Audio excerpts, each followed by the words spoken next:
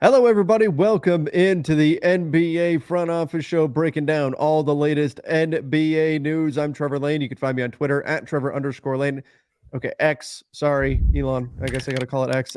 Joined by Keith Smith at Keith Smith NBA over on X/Twitter, whatever it's going to be. Keith, how are you doing? It's still Twitter, man. I'm not giving in. That X is dumb. Like that's a stupid name for a website. So I'm still gonna call it Twitter, and now people can come for me if they want, but I'm still gonna call it Twitter. Plus, I don't don't do change really well. So I'll just stick with Twitter for now. Yeah, that's true. I'm gonna keep calling, although I still call in Southern California. Now it's like the Honda Center, where I still call it the Pond, and that's from like 20 years ago or whatever. Yep. Just, like that's how I know it's always going to be Staples Center to me, no matter what Yep. crypto.com or whatever. Like I'm always going to call it Staples Center, Yep. just because we're creatures of habit and we wind up sticking with things like that. It's funny. In my mid 40s, and there's still people in my life that I still call like Mr. and Mrs. because Mm-hmm. like they were grown-ups when I was a kid. So like, and they continue to be like, don't call me that. Like one guy's like, call me Rick. And I'm like, I just can't. Like I just can't make myself do it. So they're, that'll probably never change either. Yeah, that's just the way it is. It's the way like you're just always going to look at them through Yeah. that lens. It's funny, this is our Trevor and Keith complain about getting older moment. We're both dealing with back issues Uh, from stupid things that should not create back issues right now. And so before we came on the air here, we both got to kind of bitch and moan to each other about our back problems. yeah, this is a rough show where we're like, all right, let's get Grumpy through old this, men. and then we could go back to finding a comfortable position in the Yeah, recliner. I can go back to my bottle of ibuprofen and Yep, there and we call go. it good. Um, Keith, we actually had basketball on just the other day. Team USA routed Puerto Rico. It was a game for a little bit. For a little bit, it was interesting. Puerto Rico was hanging in there, but eventually Yeah. the U.S. just pulled away, and that was the U.S. shooting atrocious from behind the arc. They could not hit. Felt like anything. Wind up shooting 6 for 27 from three, and they won 117-74. I mean, it's Puerto Rico, so I don't know that you'd suddenly say, okay, Team USA is just going to be dominant all the way through the World Cup. They've got some tougher tests coming up. You got Spain this weekend, Slovenia as well, and these kind of tune-ups for the World Cup. But nonetheless, pretty good start for the team.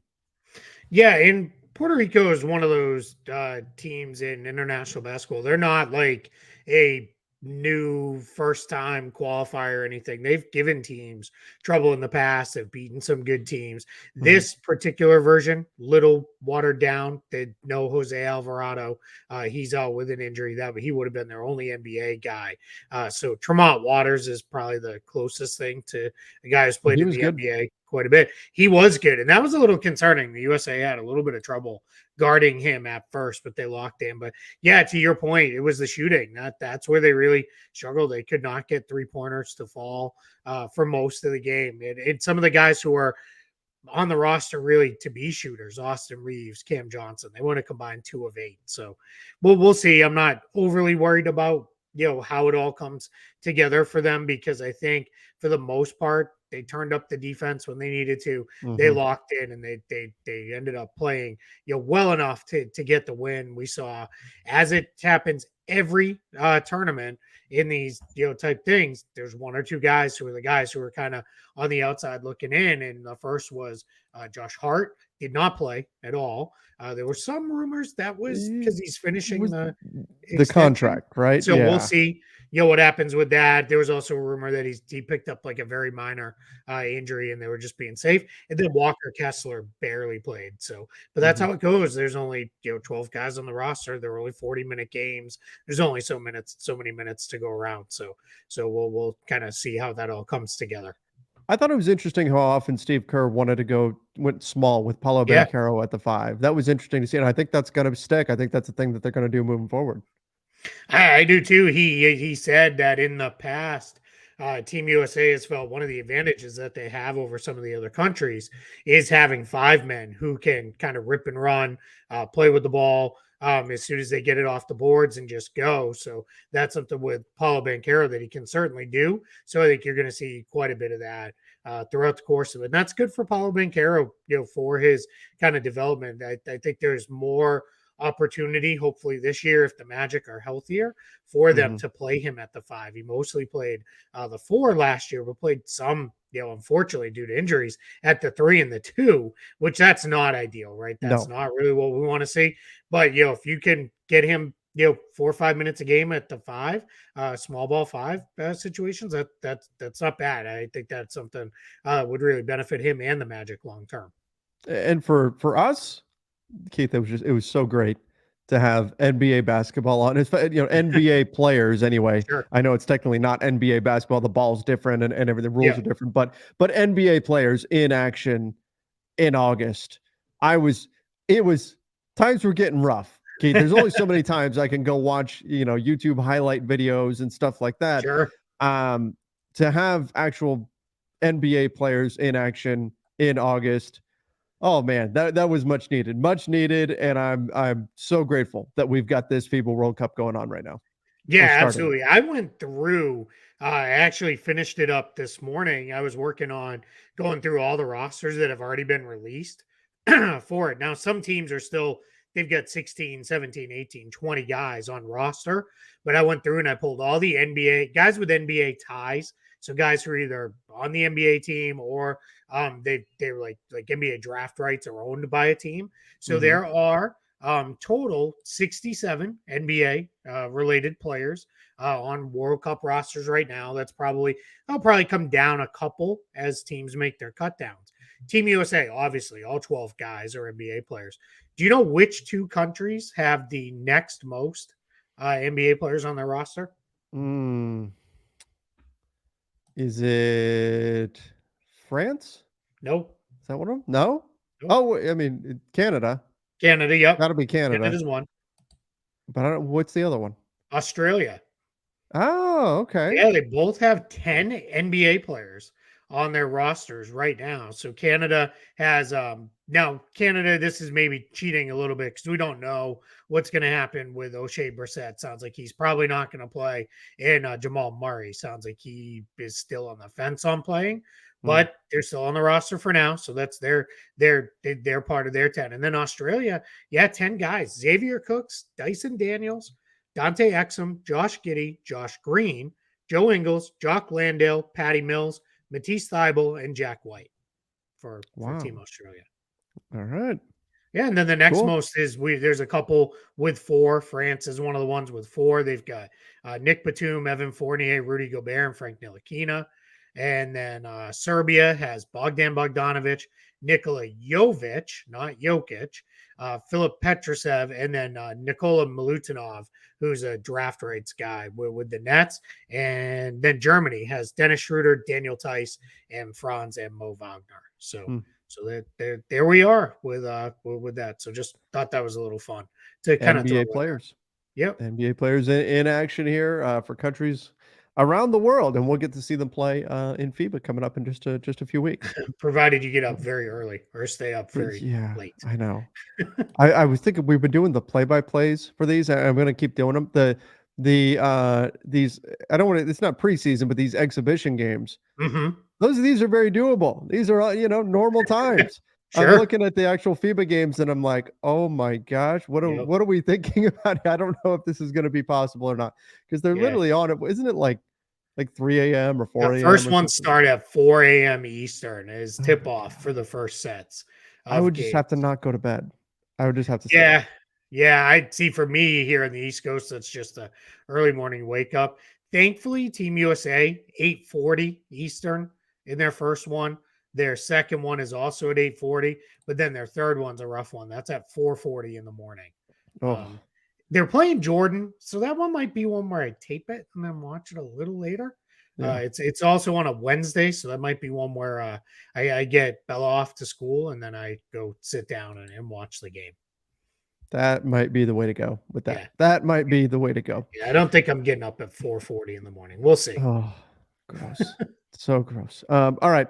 Let's get into. We got some trade updates. Kind of about as big of an update, anyways. You're going to get in August here, right? Yep. I mean, Shams Charania had some of this. Pascal Siakam, and kind of an interesting situation with Pascal Siakam and the Raptors because he wants to be in Toronto. He wants to be in the with Raptors to the point where he's made it known to other teams like the Atlanta Hawks, rumored to be the team that is the primary suitor for him, that he will not sign an extension with any team that trades for him. Normally, we hear I will only extend with teams X, Y, and Z as a way to scare off other suitors. He's trying to scare off all suitors. I don't want to go. You can't make me. That's what Pascal Siakam's trying to do. What's the best bet for Toronto? Is it you just keep him? Is it you try to trade him anyway? What do you do here? Yeah, if I'm Toronto, I don't necessarily really care if he doesn't want to extend somewhere. Somebody offers me a great deal, I'm taking it because Sure. I'm starting to feel like Toronto. I've said this on a couple radio hits this week. I feel like they're a team in transition that hasn't admitted to themselves yet that they're in Mm-hmm. transition. I don't know that you can go into next summer risking losing Pascal Siakam and OG Anunoby for nothing. After you lost Fred VanVleet for nothing, Gary Trent Jr. can also be a free agent. He opted in for this coming year, but he'll be a free agent next year as well.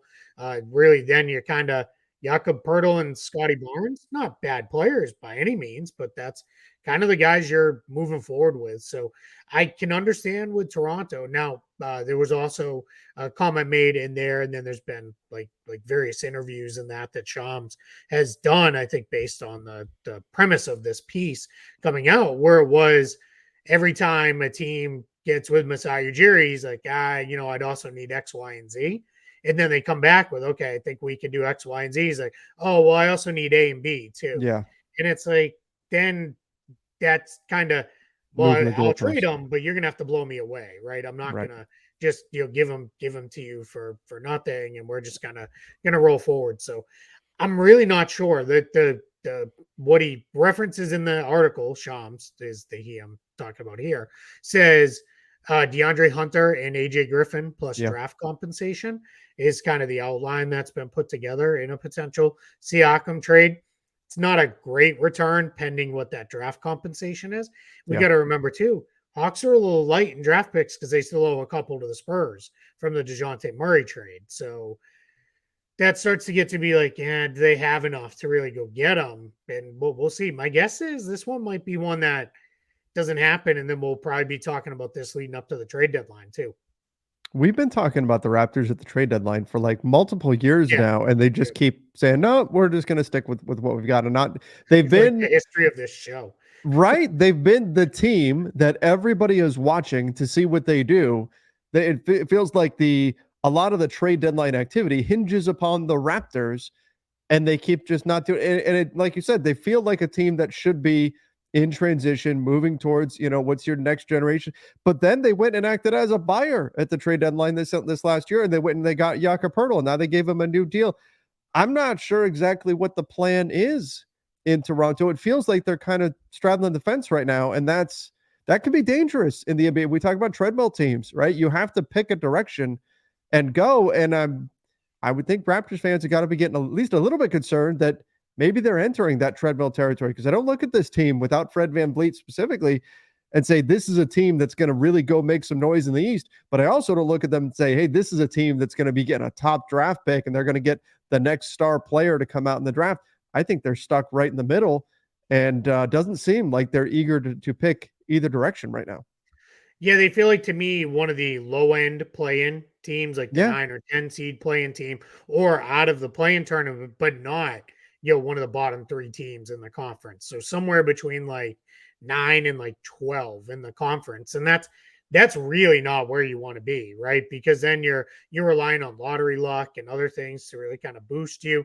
They also owe a draft pick to the Spurs. It's top 6 protected this upcoming season, so that's Ooh.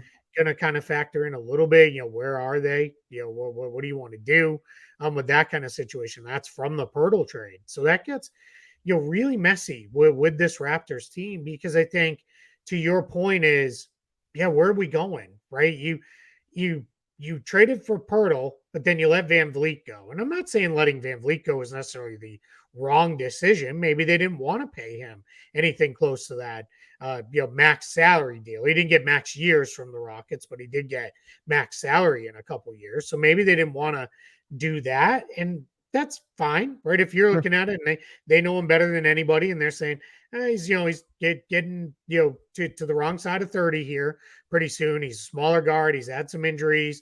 Didn't shoot well the last couple years. All right, we're ready to move on. That's fine. But then you kind of didn't. You kind of brought in Dennis Schroeder. Fine signing, good stopgap signing for Sure. nothing else. But that's all it kind of is. So I'm not sure what we're trying to maintain here. This is not like, one of those teams that's kind of I don't know of a recent team that I can think of with this, but like one of those kind of proud playoff teams that's like, we're one more run with this core. We feel like we Hmm. can get it there. I would say the Warriors, except they won the title 2 years ago, Yeah, so right. it doesn't exactly feel right with them. But a team kind of sort of like that, where you're like, we got one more run in us. Let's go. We can do this. And and this team just doesn't really feel like that. Yeah, I agree. They definitely don't. Like you said, it would be different if the Raptors were like the 5 seed or something Sure. like that a bunch of years, and we just looked at them and went, "Yep, this is a solid team. They've got some." And if things break right, you just never know. No, we know what the ceiling is for this team, and while they could be in maybe the playoff mix, but that's probably their ceiling is what, the Yeah. 7 or the 8 seed. That's probably the best case scenario, and that's certainly not the most likely outcome. So it's just surprising, especially given how much how much credit is given to Masai Ujiri around the league, right? For being this just incredible GM who is, just ahead of everybody else in the game. And then we hear, stories like that about the way he's negotiating. And look, other teams will paint the negotiating Of strategies of the course. teams they're trying to negotiate with in a negative light, right? Because it's Not there. frustrating. You want to get a Yeah. deal done, right? Yeah. So I'm not saying he's bad at his job or anything like that, but he's portrayed as this guy that is just way ahead of everybody else and is one of the best GMs in the game. I don't know if that's really been true over the last couple of years, and I'm a little worried about this Raptors team right now and exactly where this is all going to lead to, because I don't see what the end game is here.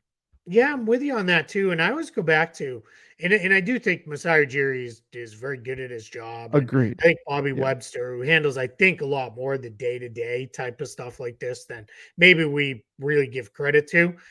But I look at Masai, when he left the Denver Nuggets, they weren't really in great shape.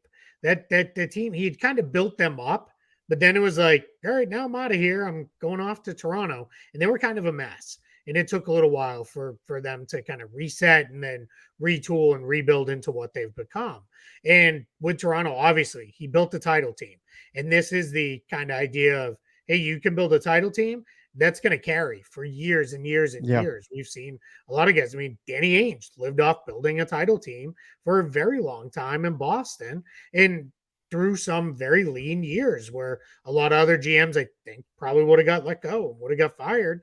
But it was, hey, let's go. And then he obviously kind of flipped it into, a second version of a very good team very quickly. So I think now what we're looking at with Toronto is just pick a direction because you're just kind of sitting here. And that doesn't mean you got to give your guys away. You No. should hold out for good returns because these are good players. But, if we're still, if we finish the trade deadline and you're floating down in that, lower end of the play-in tournament or worse range of Pascal Siakam still on the roster, I'm going to have serious questions about what we're doing here moving forward. I mean, aren't we having the same discussion about the Chicago Bulls right now? A little bit. And Yeah. I think most people would put the Raptors front office in a much, will hold them in much higher regard than the Bulls. And look, I'm not saying that's wrong. I'm not saying Messiah is not good at what he does, but just you're starting to get into that, raise some eyebrows territory where they could get stuck here if they don't really make a decision. That's a great point. All right. Let's talk a little bit about OG Anunoby. So he's a guy who's been kind of on the market. He was out there. There were rumors about like big time offers coming in with multiple picks. But I do want to stress, and I think this is an important talking point too when we get to Damian Lillard, that we hear these stories about, it was 3 first-round picks, it was 4 first-round picks. Keep in mind that there is a wide gap in value between first round picks, right? Like there's Yeah. all first round picks are not created equal. It's just the way it is. There's fake first round picks. There's first round picks that project to be at the end of the round. There's first round picks that project to be at the beginning of the first round. And the difference in value between those picks is massive. So I think when we look at guys like OG Anunoby and we hear, oh, there was an offer out there of 3 picks or 4 picks or whatever, we have to keep in mind that the value of these picks can vary wildly depending on what they actually are. Yeah, I always go back to just a couple years ago at the draft. The Knicks made that trade where it's like the Knicks got 3 first rounders to move around, and that was the Jalen Duren swap and all that stuff with the Pistons and the Hornets. And then when it came out, it was like, oh, but a couple of the picks that the Knicks got, they've got very hefty protections on them. They might never convey, and it just gets a little messy. So that's one of the things where, yeah, you got to really understand, or what are we talking here? We talking, picks from a team that looks like they're going to be terrible for a couple years and they're coming in. All right, great.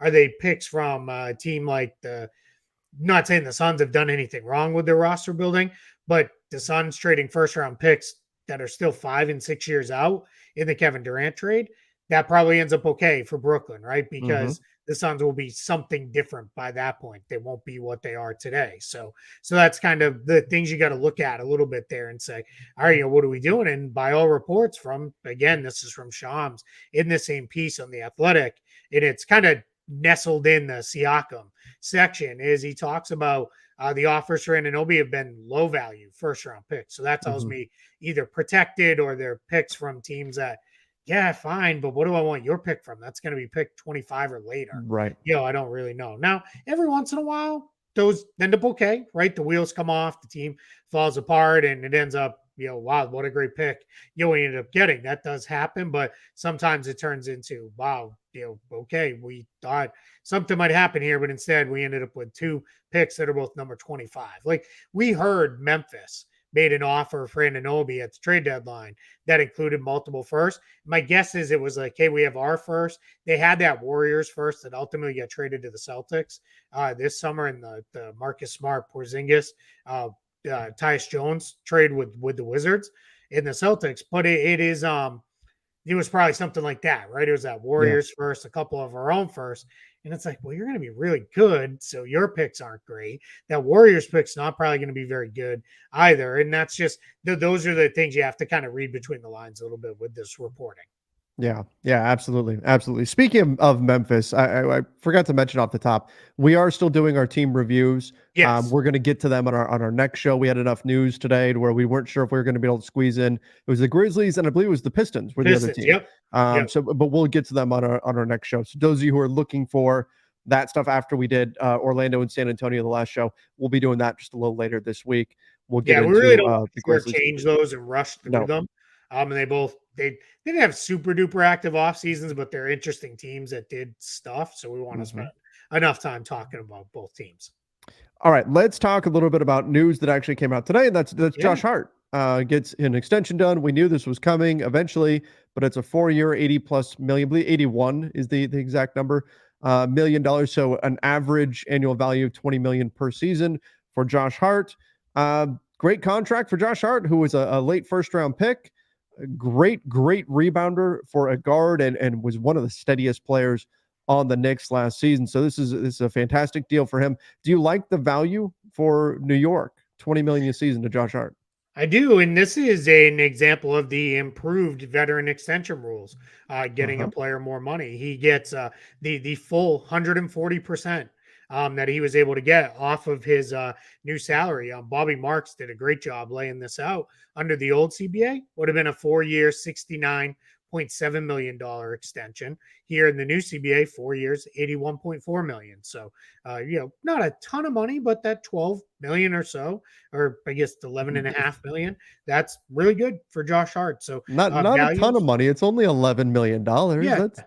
That's it. Did you win the Mega Millions, Keith? I saw the winning ticket was in Florida. Is that why you're saying 11 million's not a ton of money now? If I had, I don't think I'd be doing the show with you today from here. Me and you would be on our private jet to our newly built studio somewhere for us just to do the show from and hang out. So if I do win Mega Millions at some point, I will build the front office studio and it'll have all kinds of stuff in there that no one ever uses, but it's going to be awesome anyway. And it's going to So, look incredible. yeah, That's going to without be a the doubt, important part. no Yep. doubt. Yep. Sounds Plus, like a plan. plenty of snacks Sounds for like a plan. We'll have front office HQ and it'll be a good time. There it is. But yeah, I mean, so he did well in this, right? He got a really, solid value extension here, then got the raises on top of it, which brings it out to that 81 million. So cap hits 18 million, 19.6, 21 million, 22.5, all fine. No issue with any of those for Josh Hart. I think that's a really good solid value for him, for the Knicks. I think for where they're going moving forward. I think that's good. They've built good depth there with that team. They can now deal from a little bit of a position of strength on the wing if they need to, if they decide, we really need to get another big in here or whatever it is. That they've done well, I think, with the way they've built this roster up moving forward. Yeah. Yeah, agreed. Again, they'll find another backup for Julius Randle there. But Josh Hart, I mean, so important for them and what we saw from them last season. And this is look, it's not the Knicks of a decade ago where they're going out and chasing the stars of yesterday to add to their team. They've done a nice job building up this roster, and so there's certainly reason for optimism in New York. I also think they're a team to keep an eye on with the pieces that they've got. Every time over the next few years, when a superstar pops on the market, I think they're a team to keep an eye on to potentially package together a few players and go after them. Yeah, and the good thing is they're sitting on. I know some people don't like the Julius Randle contract, and that's Sure. fine. I can't argue with that too much. And I personally think it's a fine contract for everything he brings that team. But and I know RJ Barrett, there's it seems like people either love RJ Barrett or they hate him, Mm-hmm. right? There's very little in between on him. I'm personally still a fan and think he can play. But those are the only kind of even sort of questionable contracts. Everybody else is sitting on a great deal. So very movable contracts. They've got some guys. Something's eventually for me going to have to give because you've got Jalen Brunson, RJ Barrett. Those have been the guys, kind of in the backcourt perimeter guys. Quentin Grimes emerged last year as a starter as well for the Knicks. But then you've also got now you got Josh Hart, you got Dante DiVincenzo with Grimes, with Emmanuel Quickly, who can both play on and off the ball. You just get kind of a lot of overlapping talent there in a spot where someone's not going to play a lot. And that's going to be something that Tom Thibodeau is going to have to figure out. Because again, remember, this is not a guy who exactly splits his minutes evenly between his starters and his bench either. Starters No. run, they're going to run, in the mid to high 30s in minutes at least. So then that's going to turn into, something's got to give at some point. But you're dealing from a position of strength if you're the Knicks, and you can kind of let that sort itself out as it comes down the line. Right. Right. All right. Let's get into our final topic of the day, and that is our obligatory Damian Lillard and James Harden trade updates, which right now, Keith, there's not a lot of business left to be done in the NBA. A lot of execs, a lot of team personnel, players they're on vacation right now, right? They're taking this time, getting ready for the season. They're doing their workouts and stuff like that, but also taking some time with family. So this is a slow time of the year anyway.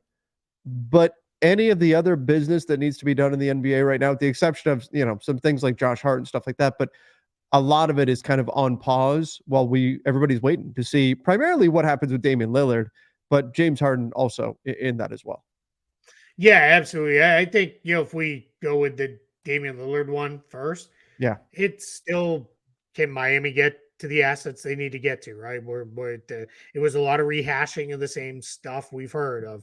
Miami believes they can trade Tyler Hero. Well, that's great. Let's get on with it then. If there's a trade out there right. that's going to get you the picks or some version of a 3-team trade or whatever it is, like let's make this happen. So and that's I think it's kind of we were talking about it with a couple other guys. It's gone a little too far on the Tyler Hero stuff with people, acting like he stinks and isn't good because he is a good player.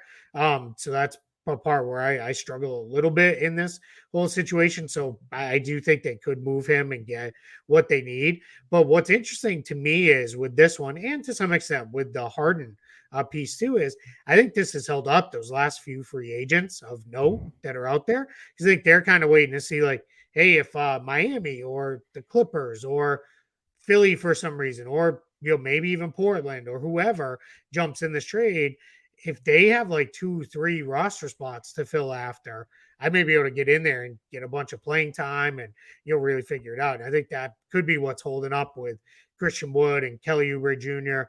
PJ Exactly. Washington, maybe he's a restricted guy, so that one's a little harder just to parse through with that. But I think that's something that's holding those guys up. But yeah, so Lillard, let's see. I still continue to believe. People ask, I know you do the same thing I do. You do radio appearances, Yep. and there's not a lot to talk about, so it invariably turns into this topic.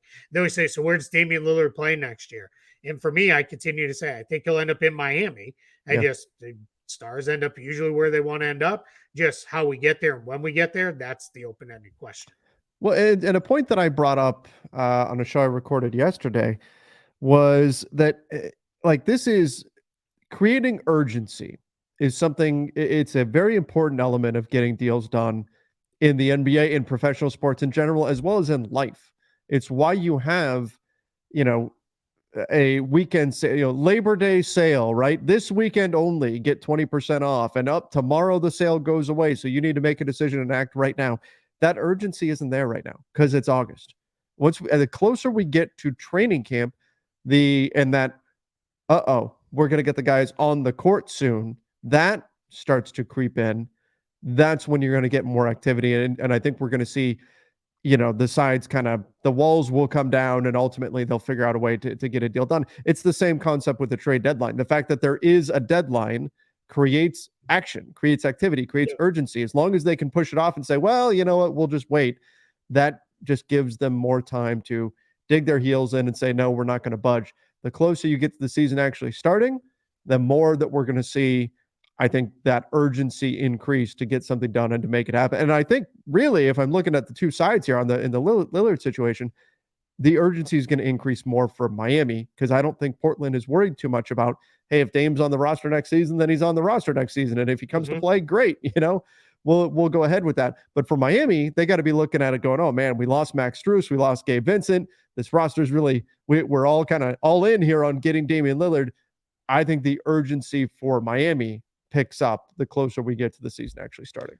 Completely agree with that. I think too, you get to a point where you just need transition time. You need time for those reps and that kind of chemistry to develop on that one. Where if you're Portland, it's like, all right, we'll just kind of roll it back with adding in the couple rookies and we'll go forward with very similar team to what we had a year ago. And, Scoot Henderson and Chris Murray, you're going to join the mix and we'll figure it out as we go here with them. And I don't think they're really worried. And I don't think anybody should be worried about Damian Lillard, whether it's Portland or another team trades for him.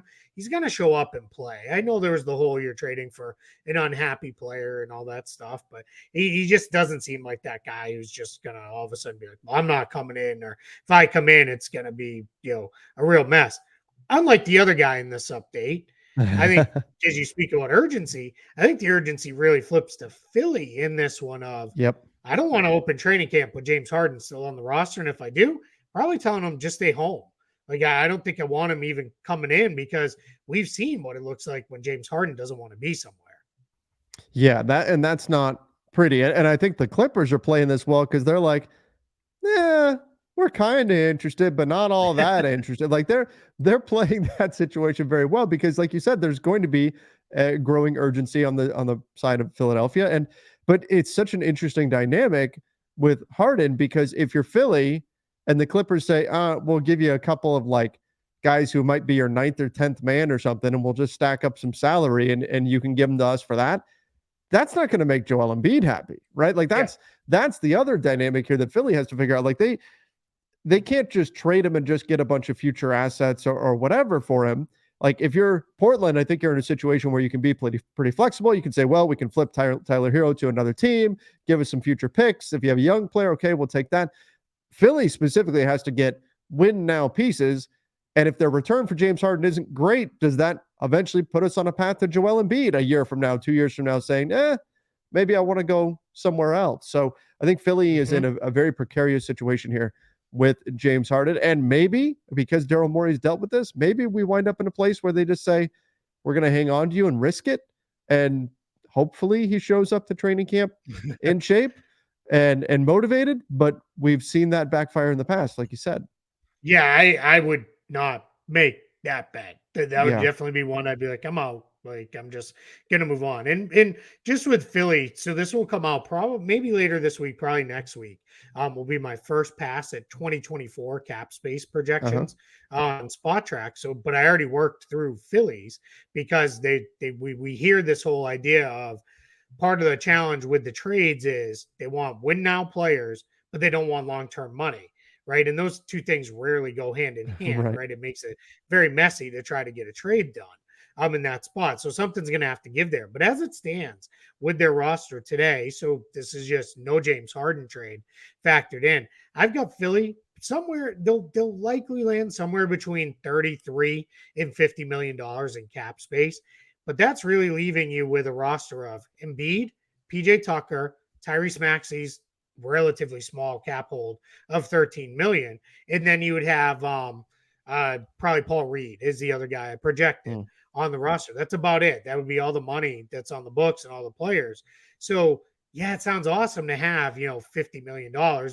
But this whole idea, because I've heard some people say, well, they can get to 2 max free agents. They can't. To get to 2 max free agents, you're talking, somewhere between 70 and 90 million, if not 100 million by next season. So that's not going to be, a realistic spot to get to for Philly. Now you can still get to a lot, and that gets you maybe 1 max guy, and then you fill it out from there around those guys. So it's going to be fun to watch how Daryl Morey navigates this, not only right now, but what this carries into in season and then all the way into next summer. And the other thing to keep in mind with all of that is like, yes, it sounds great having all that cap space, but the NBA is morphing into a league where just cap space isn't as impactful as it used to be, at least in the sense that we go, oh, that they're going to go land 2 big time free agents. Guys aren't hitting free agency as often anymore. Guys are signing extensions. We're in an era where it's all about take the money now, figure out your destination later. Teams will trade for you. So looking at the free agent market for next summer, like maybe Pascal Siakam's out there, maybe unless he does an extension. So like there's not a lot, and that I think that's becoming more the norm. I already ranked out the 2024 free agents because I'm me, and that's what I do. I only have 9 to 10 guys in the all-star tier for next year, but half those guys have player options, and a bunch of them are, even if they opt out, are likely to return. So we're talking about LeBron, Kawhi Leonard, Paul George. Maybe, one of those guys could really be on the market, but we'll see. Drew Holiday, I tend to think he probably gets, an extension, or he's a good bet to re-sign with the Bucks. Then you get into, James Harden's already there, so you probably take him out of the list as we speak about Philly specifically. Then you're into Pascal Siakam, DeMar DeRozan, and the other 2 young guys I'm high on that I think will get extended before the end of this season. If not, or the end of this offseason. And if they don't, they'll both be restricted free agents, Tyrese Maxey and Jaden McDaniels. And then you get into guys like OG Anunoby, Tobias Harris, Klay Thompson, Mike Conley, and you're kind of in your next tier of guys as you go down. So that all-star tier, one, it's small. It's not very big.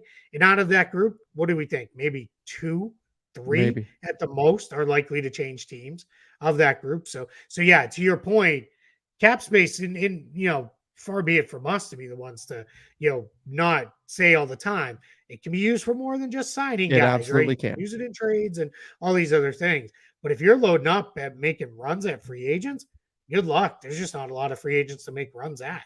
Yeah, and that's the point. So if you're trying to sell this whole plan to Joel Embiid, man, I think they've got to get this James Harden trade right. And I don't think the plan can just be preserve cap space at all costs. I don't think that can be the plan with a James Harden trade, because you can wind up effectively punting this next season, which isn't going to sit well with Embiid, and you still might not get the players that you want next summer. or those players simply might not be on the market with extensions getting done and all that sort of stuff. So yeah, it's a precarious position, and I don't know that they can thread that needle of win now talent while still maintaining cap space. I'm leaning towards the former on that. Give me the win now talent, and if I have to eat into the future cap space, that's fine. I think that's the way I would weight things if I'm Philadelphia, but it doesn't feel like that's what they're actually doing. Yeah, I'm with you. I'd rather win now because if I'm Joel Embiid and the conversation is, hey, we'll have all this cap space, I'm like, cool. How many points per game does cap space get?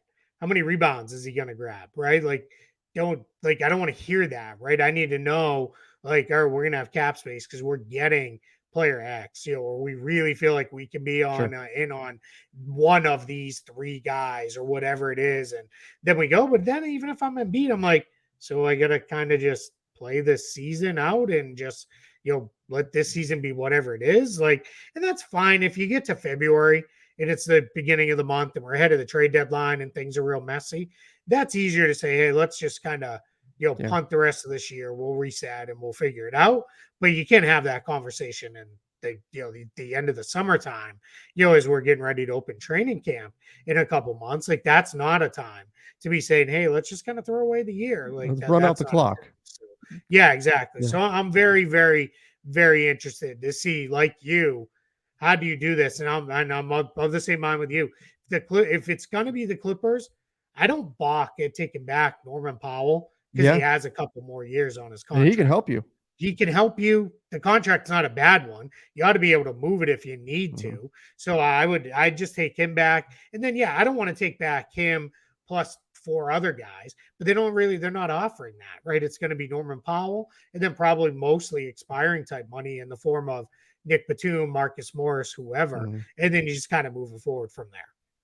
Tyrese Maxey to the moon. If James Harden gets moved, then the main return is Norman Powell. He's gonna have the ball a lot, Mm-hmm. and that may not be a bad thing. I like Oh, Tyrese Maxey. agreed. He is fantastic. Last thing on this, Keith, and this is Philly fans. I know we've been presenting this precarious position that the 76ers are in, which I think they are. Is there a GM in the NBA that you trust more to specifically handle this situation than Daryl Morey? Yeah, it's funny going back to the top of the show in the Masai Ujiri conversation. I'm getting a little less confident that it's going to Mm-hmm. go great, but I still, more than I don't. I'm going to lean Yeah. towards Daryl Morey. Will figure it out, and he'll make something good come of this. And I think right now, much like we've talked about with the Lillard stuff, this is all negotiations. This is all I can't. I'm not moving Harden without getting everything that I need back that achieves all of my goals for this team. At some point, it'll be all right. I'm gonna give on one or two in order to get something else here and get this moving. That's just how it goes. You start out way up here, and then you eventually hope to land somewhere towards the middle. And again, to bring things full circle, that's where urgency can get things moving as we get closer to the season actually starting. Right now in August, people are thinking about sitting on a beach somewhere, and they're not so worried about urgency. But that's coming. That's coming. That urgency is going to pick up to figure out a way Yep. to get these kind of things done. Particularly if word starts getting out that James Harden is spending his whole summer on a beach with a margarita in hand, then maybe that'll increase the urgency for Philadelphia. We'll see. We'll see Might. what that looks like. But Keith, we went into today's show saying, well, we've got a few news topics to get to. Here we are over the 40-minute mark again, because once we start talking NBA basketball, we can't stop. No, yeah, and this is the stuff we love, right? We love Yep. getting to deep into these topics. And again, Pistons fans and Grizzlies fans, next show we will have the off-season recaps for those two teams. We'll spend time on those, and the goal, as always, we'll see if we get there, is to get through everything. But I think this year we will. We'll have a couple, hopefully big trades to break down here at some point. But Mm-hmm. but we're definitely going to keep things moving with those off-season recaps and all that. Quick scheduled nonsense here at the end, or Oh, unscheduled okay. nonsense, I guess. The Smith parents, we might be the parents of the year, Trevor. We landed Why is Taylor that? Swift tickets for Oh, her newly announced shows in Miami. We were able to get a couple tickets for her coming through here. So we have a very, very happy Swifty here in the Smith house. That's how super how did you exciting. pull that off?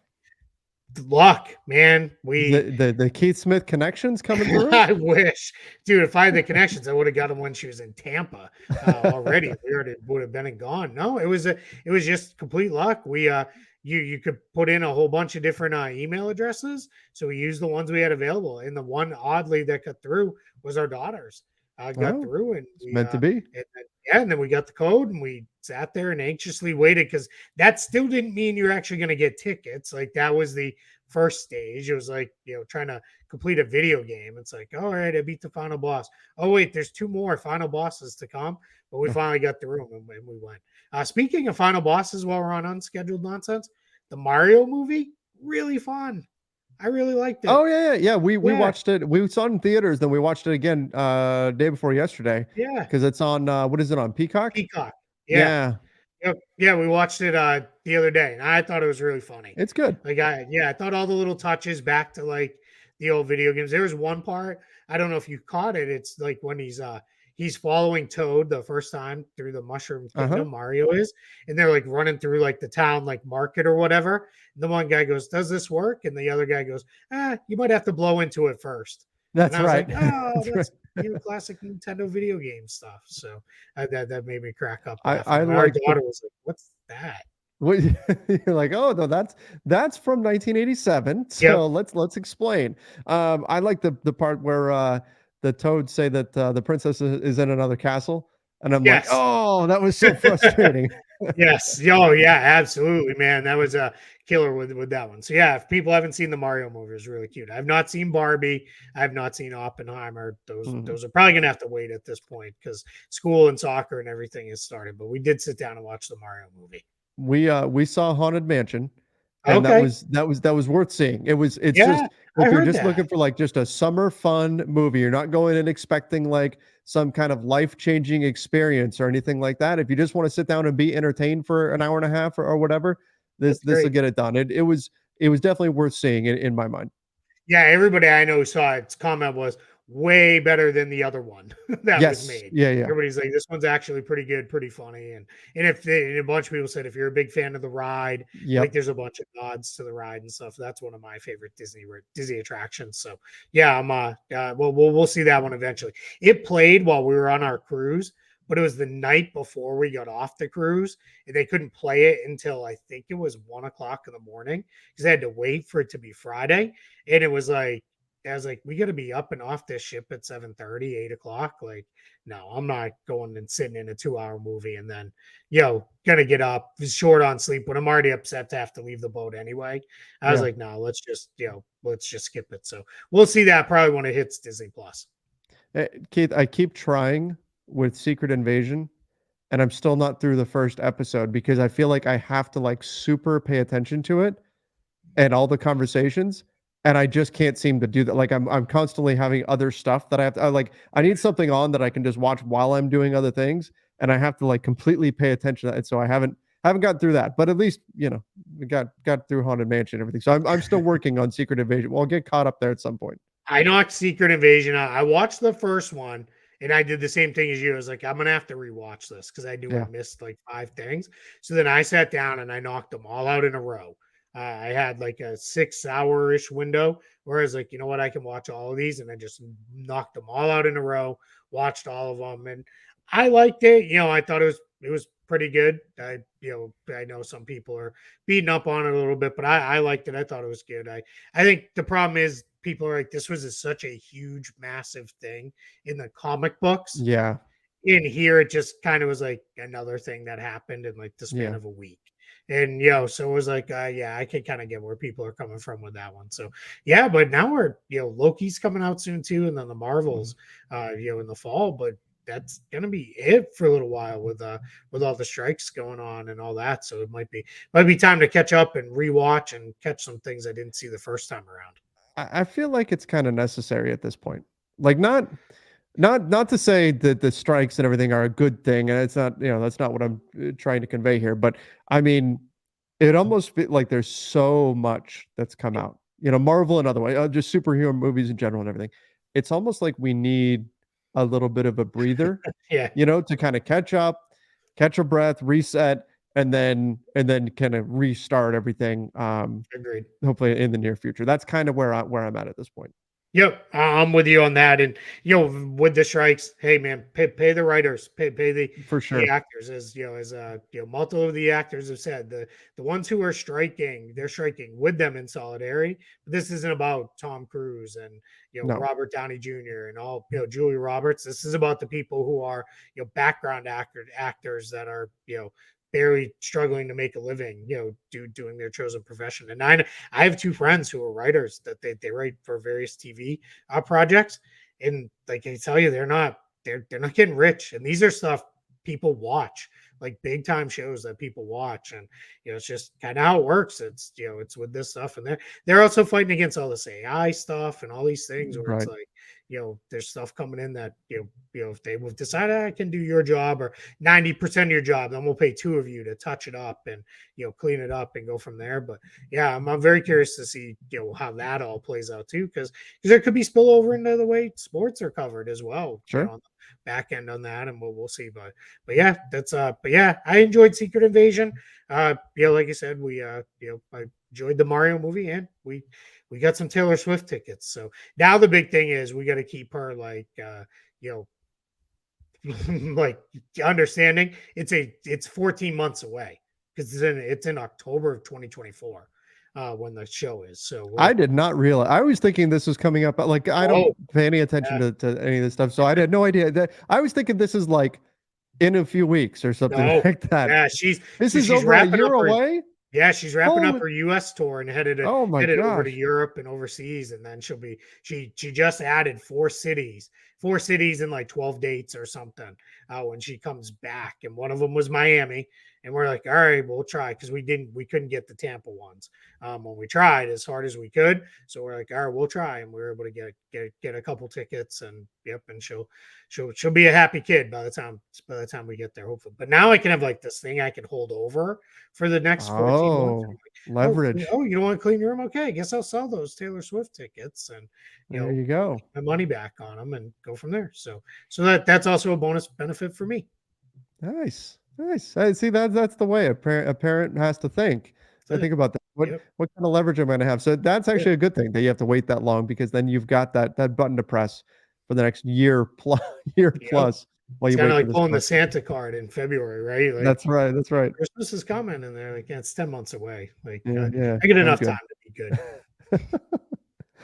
All right, let's wrap things up there. Appreciate everybody for joining us. Make sure you do subscribe to the NBA Front Office Show over on YouTube. Turn on those notifications, like this video, and then, of course, over on Apple Podcasts, Spotify, wherever it is you listen to podcasts. Make sure you're following us there as well. Till next time, everybody. See ya and stay safe.